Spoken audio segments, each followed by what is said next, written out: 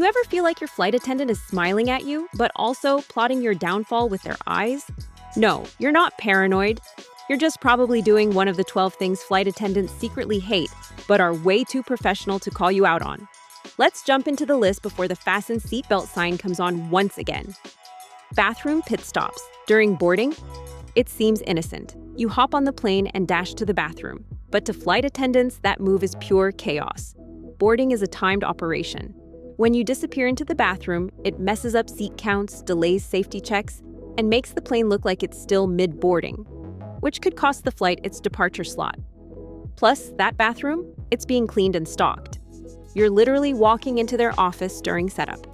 Tip: try to use the airport bathroom before boarding. Bigger, cleaner, zero judgmental glances from the 32 people stuck behind you. Speaking of holding things up, let's talk about your mobile closet in the aisle. Carry-on chaos, the bin hog. You've got a roller bag, a laptop, a purse, a neck pillow, a sandwich, and a hoodie. And you want to shove all of it in the overhead like you're playing high-stakes luggage Tetris. But here's the thing. Overhead bins are communal space. When you overpack, someone else ends up gate-checking their bag, or rage-scrolling SkyMall.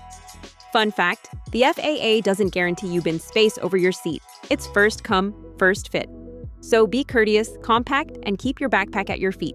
Not 4 rows ahead just because it's closer. Got your bags packed? Good. Now let's unbox a different kind of problem. One that stinks. Releasing the funk, smells in a sealed cabin. You may love your tuna sandwich. The guy in 16B? Not so much. Odors, from food, feet, or armpits, don't just stay in your bubble. They dance through recycled cabin air like an invisible slap to everyone's senses. And those bare feet? Just no. Cabin floors are petri dishes. People walk barefoot into airplane bathrooms. Let that marinate. Crew tip: bring neutral snacks. Keep your shoes on. And if you must de-shoe, make sure your socks don't have a zip code of their own. Now that your nose is offended, let's talk about the other thing passengers ignore: the crew. Ignoring flight attendants like they're wallpaper. You've got your headphones on deep into a movie, and suddenly, a disembodied hand waves in front of your face. That's your flight attendant, trying to offer you a drink or save your life, whichever comes first. To be respectful, take off one ear cup. Make eye contact. You don't need to chat, just acknowledge they're a human, not a vending machine with a name tag. They would appreciate it. Next up, the sky-high version of musical chairs that drives flight attendants to the edge, playing seat switcheroo mid-flight. Empty row? Looks tempting, but mid-flight seat swapping is a logistical nightmare. It screws up weight distribution, throws off passenger counts, and complicates emergency protocols. They're not being picky. They're being safe. Airlines must submit an accurate manifest for each flight. Random seat hopping turns it into a guessing game with 180 lives on the line. Think that's reckless? Wait until you meet the turbulence daredevils. Ignoring the seatbelt sign, like a rebel without a clue. The seatbelt sign dings, a little bump hits, and yet someone stands to grab their bag or go to the bathroom like they're in a hotel hallway. Reality check? Even flight attendants buckle up during rough air. If they're seated, you should be too. People do get injured mid-flight, and when they do, guess who stops service to help them? Yep, the same crew you ignored. Now, here's another button pusher. Overusing the call button, like it's a hotel room service. Want water? Ask. Need help? Fine. But ringing the call button every 6 minutes like you're summoning a genie? That's a quick way to get passive-aggressively ignored. Flight attendants prioritize. They're not your personal butler. Crew confession: the repeat buzzers get quietly flagged. Not for perks, but for patience management. If you think that's triggering, just wait until you ask this while holding the answer. Asking, "What do you have?"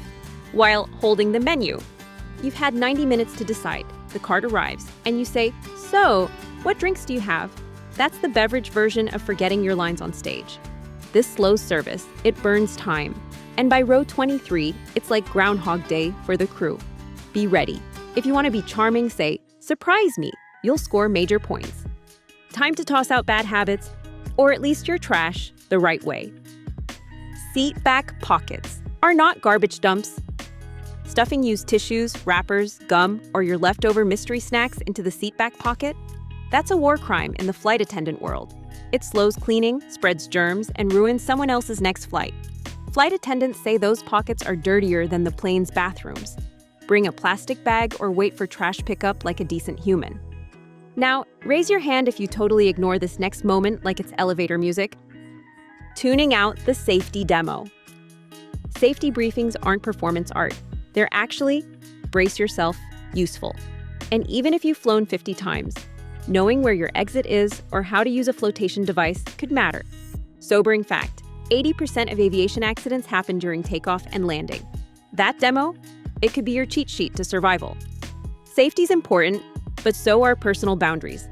And this next move crosses every one of them. Touching the crew like you're in a soap opera. Tapping a shoulder politely. Okay, grabbing someone's waist, arm, or apron to get attention? Nope. This isn't a romantic comedy. It's a workplace. Use your voice, not your hands. Call buttons, eye contact, or a polite, "Excuse me," really do work. Physical contact doesn't. And finally, for the grand finale, the move that turns a tense flight into TMZ. Filming the crew without permission. Sure, you saw that viral video of a crew meltdown, but pulling out your phone to record every awkward moment like you're producing an exposé? That's not cool. It adds stress, violates privacy, and often gets you flagged by the airline.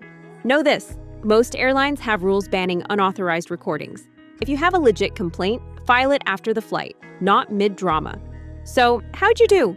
Guilty of 1, 2, 12? No shame. Now you're equipped to fly smarter, smoother, and with way fewer passive-aggressive glares from the galley.